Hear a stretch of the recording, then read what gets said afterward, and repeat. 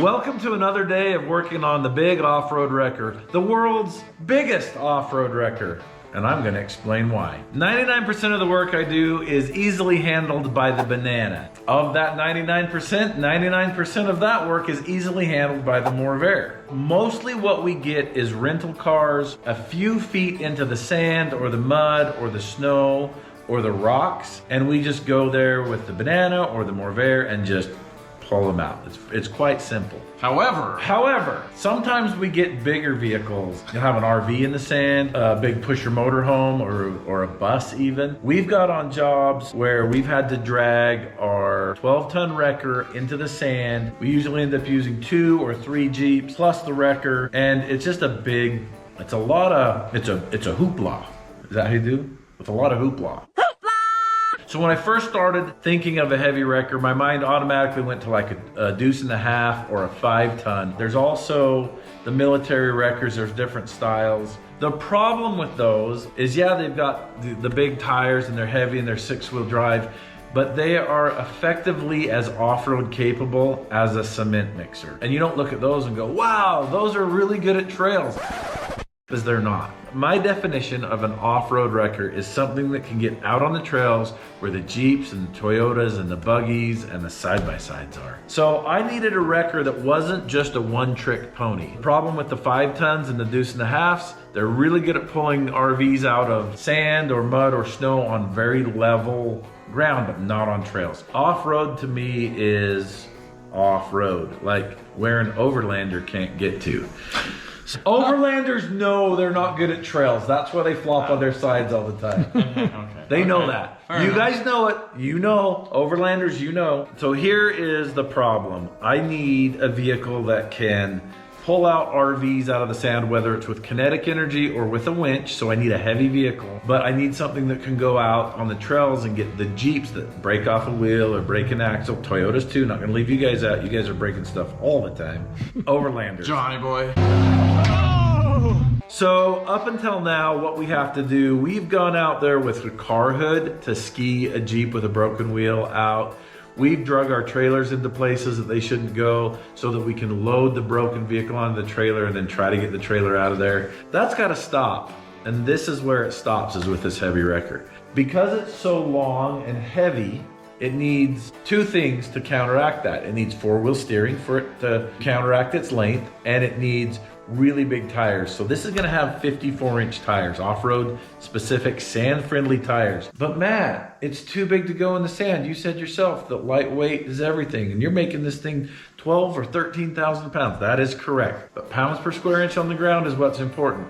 Now this is never going to be a dune runner. We're not gonna be climbing Comp Hill with it or anything like that. But I will be able to cross the dunes very handily on paper. We're gonna be testing it, and we will find out. All right, so let's talk about true off-road wreckers. And I hope I don't offend anybody in this. This is just what I know. I might be ignorant here, but there's 2 off-road wreckers that I know of. And one of them is Trailmater, that's owned by Rory Irish in Moab. And the other one is Grandpa Sherm's tow truck, owned by Paul Cox. So that was in Utah. Now I do have friends in Wisconsin. Eric has his red wrecker. He's BSF Recovery.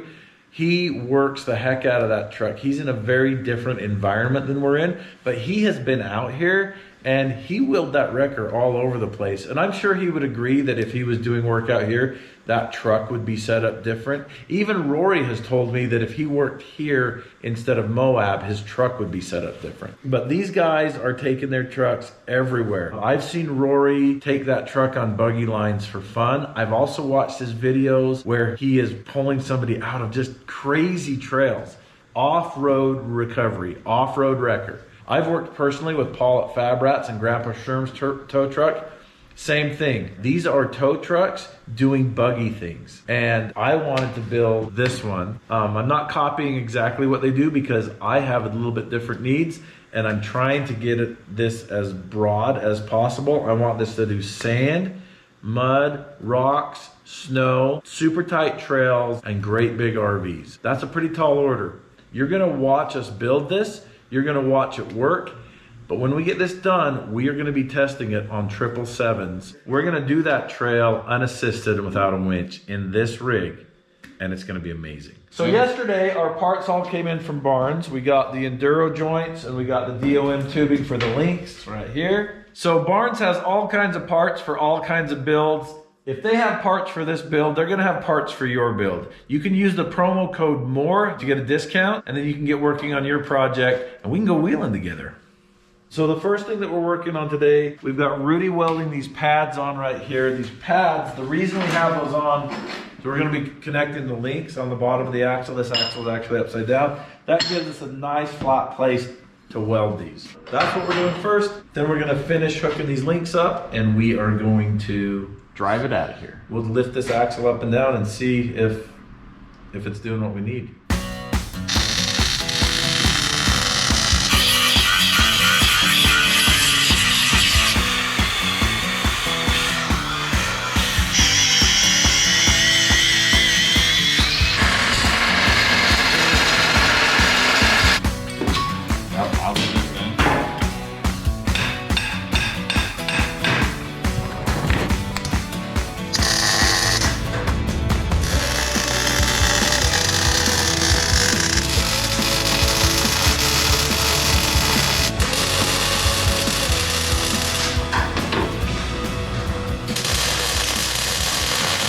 All right, there's all kinds of programs on the internet to help you calculate your link angles and lengths and all that stuff for anti-lift and anti-dive and anti-squat and all that stuff. And who has time for that? So all I've done is I've got 14 inches of separation. That's the distance the center line of these joints is from the center line of that. That's more than what we need for the tires that we're running. We're at ride height right now, and the links are pretty much level. For the kind of work that we're gonna be doing, this is ideal. So with our 14 inches of separation here, our 12 inches of separation there, mostly level links, we got more than enough triangulation for stability, lateral stability. I think these are gonna work really good, and if we wanted to adjust them, we don't have anywhere to move them anyway, so we're just gonna have to live with it. That's how I set up my links. So we've got all the elements for good geometry. Hopefully we nailed it. Fingers crossed.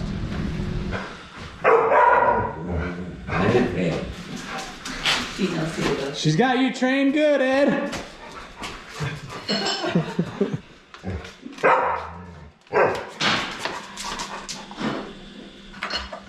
So we got the Rokon all boxed up. We made a crate out of wood. It's real strong. Actually, Ed did it. Holly is going to be driving it back to Pennsylvania in George's repo ram. Tell us why you're going back to Pennsylvania. Well, it's actually Tennessee. Yeah, I'm heading to Tennessee.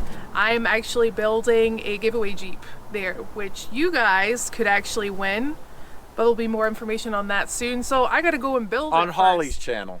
Oh yeah, on Mischief Maker TV. But I gotta go build it first. But since I was heading over that way, thought, well, why not? Pennsylvania's not that far away. Just another 12 hours. It's all good. Not too far to go see an old friend. No. Heading your way, Sean. See you soon.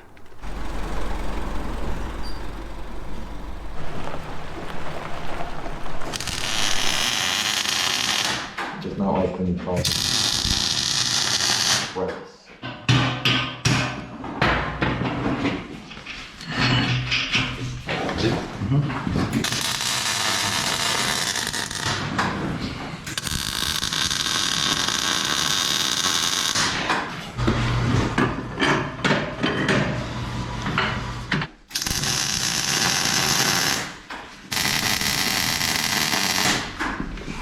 Okay. So, just like the front end, we'll be Frenching in these lower plates into the skid plate. So I need to cut these out while he's cutting those out. See, this is how too long they were. I'm gonna cut those off.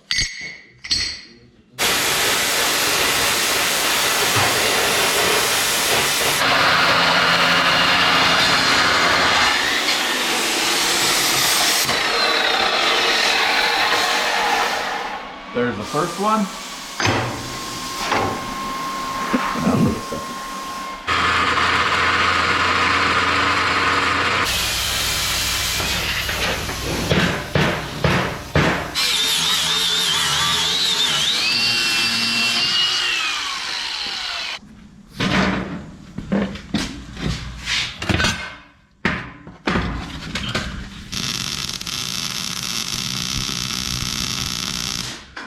How are you feeling about this, Rudy? I'm feeling pretty good about that. I'm also feeling kind of hungry. Me too. Lizzie?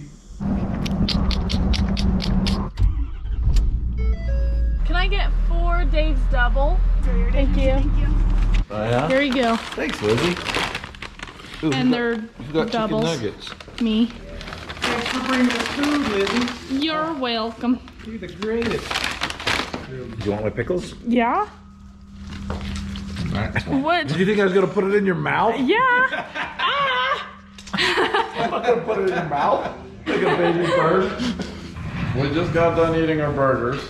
They were delicious. And now it's time to actually work again.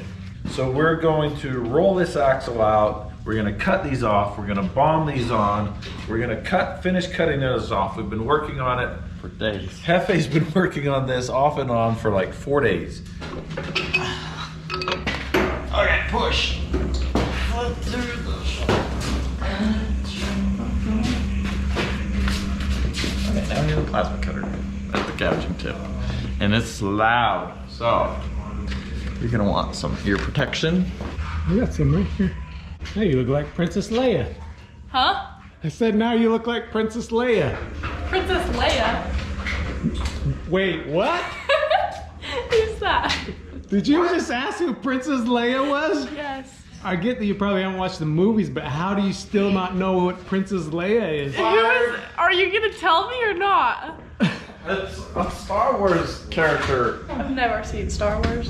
And But you don't know who Luke Skywalker is? No. Han Solo?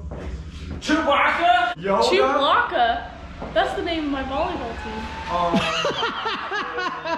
You don't even know it was named after a Star Wars character? No. I learned that on Wednesday though. When at my volleyball game. Oh, jeez. That makes sense. That's amazing.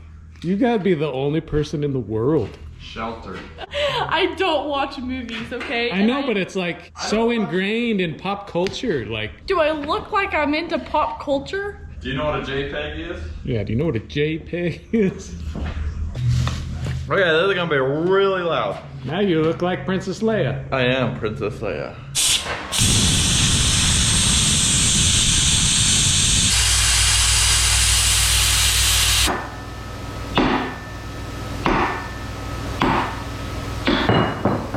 Yay, Rudy! All right, so we're not gonna be using these parts anymore. So they've gotta come off. We're gonna be using these on the bottom, on all 4 spots. We'll put in the high steer arms on the top. We're gonna be getting rid of these air brakes and going to hydraulic brakes, so they're not gonna be in the way of the high steer arms. So we're taking these off because we're gonna be building the front suspension and this is in the way. We don't have the right parts yet, but that's what we're doing.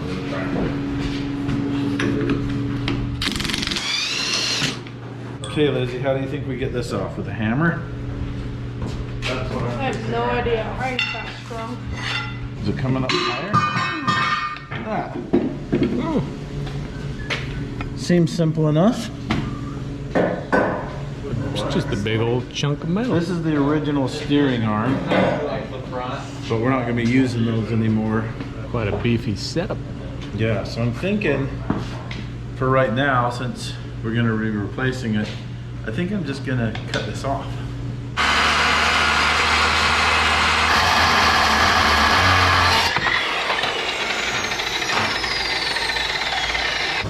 How's the weather today, Ed? Pretty nice day out there today. No wind, sun out, no cloud. Yesterday it snowed. Today's nice. We could go water skiing if you want. That was way easier than what we tried on that one. Yeah. And this will just get it out of the way till our parts come so that we can design the spring pockets and stuff. Hey Rudy, where are those other brackets? So these lower pads that we cut off from right here and kind of shaped up and moved out here so we could have something to weld to. Apparently Tom asked me if he could take 2 of them home, and I said yes. And I remember talking to him about them, but I didn't need them then, so I probably said Okay. What would you do that for? I don't know. I gotta mail these back to Matt. Apparently he didn't hear me say I was taking them home. Now that we have these brackets back from TomTom, put them on we can get them put on the axle, and that's what I'm doing right now. So I gotta weld these brackets on for the lower links, and then these will weld onto the axle.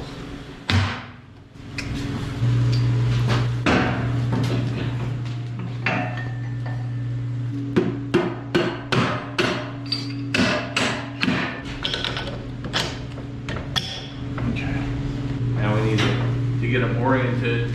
We need to be 0 here on the face of this and 0 on them. All right, so we've got to get these brackets welded on. We'll just tack them on, then we'll roll this thing back out so you can walk. You grounded? Yep.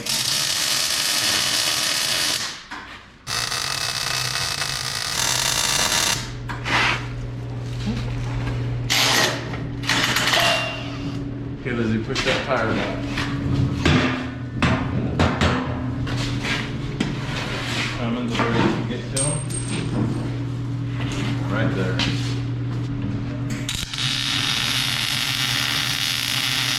All right, so Rudy got these all welded up. They're gonna get 3/8 plate here and here in the future. We got lots of welding to do. Lots and lots and lots.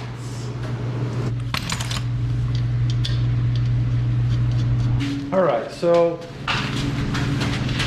we keep doing this stuff where we're like, now this is partially done and now this is partially done. That's the way it goes. So we're gonna get some more welding done on the skid plate and some of the gussets up front, get a little more welding on them. And then we're waiting for parts. We're waiting for suspension parts, and we've ordered a whole bunch of stuff to get cut out on a plasma table or water jet or something, I don't know.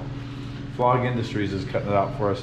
We gotta wait for them to get material in and then the parts. So we're just about to a point where we'll push this out of the shop and bring the next project in to finish. Okay, Rudy, what's next? We'll roll that one out and weld it. I'll get that undone while you weld the foot.